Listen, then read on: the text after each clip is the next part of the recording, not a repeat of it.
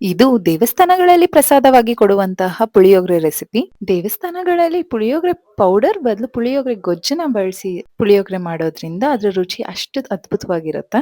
ಈ ಪುಳಿಯೋಗರೆ ಗೊಜ್ಜನ್ನ ಮಾಡ್ಲಿಕ್ಕೆ 4 ಸ್ಪೂನ್ ಧನಿಯಾ ಬೀಜ, 2 ಸ್ಪೂನ್ ಜೀರಿಗೆ, 1 ಸ್ಪೂನ್ ಮೆಣಸು, 1 ಸ್ಪೂನ್ ಮೆಂತ್ಯ ಕಾಳು, ಕಡಲೆಬೇಳೆ, ಉದ್ದಿನ ಬೇಳೆ, ಎಳ್ಳು ಹಾಗೂ ಸ್ವಲ್ಪ ಜಾಸ್ತಿನೇ ಹಿಂಗನ್ನ ಹಾಕೊಂಡು ಚೆನ್ನಾಗಿ ಫ್ರೈ ಮಾಡ್ಕೊಳ್ಳಿ. ಇದು ಚೆನ್ನಾಗಿ ಫ್ರೈ ಆಗಿದ ನಂತರ 1 ಇಡಿ ಆಗುವಷ್ಟು ಗುಂಟೂರು ಮೆಣಸಿನಕಾಯಿ ಹಾಗೂ 1 ಇಡಿ ಆಗುವಷ್ಟು ಬ್ಯಾಡಗಿ ಮೆಣಸಿನಕಾಯಿನ ಹಾಕಿ ಚೆನ್ನಾಗಿ ಫ್ರೈ ಮಾಡಿ ಪೌಡರ್ ರೆಡಿ ಮಾಡ್ಕೊಳ್ಳಿ.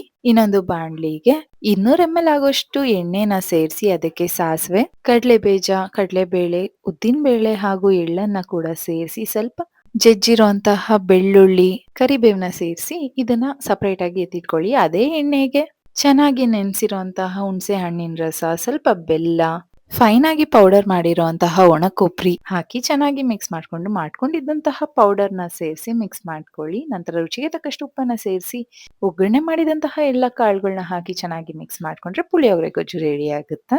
ಇದನ್ನ ಬಿಸಿ ಅನ್ನ ಜೊತೆ ಮಿಕ್ಸ್ ಮಾಡ್ಕೊಂಡು ತಿಂತಿದ್ರೆ ಯಾವ್ದೋ ದೇವಸ್ಥಾನದಲ್ಲಿ ಪ್ರಸಾದನೇ ತಿಂತಿದೀವಿ ಅಂತ ಅನ್ಸುತ್ತೆ. ಒಂದ್ಸಲ ನೀವು ಟ್ರೈ ಮಾಡಿ ನೋಡಿ.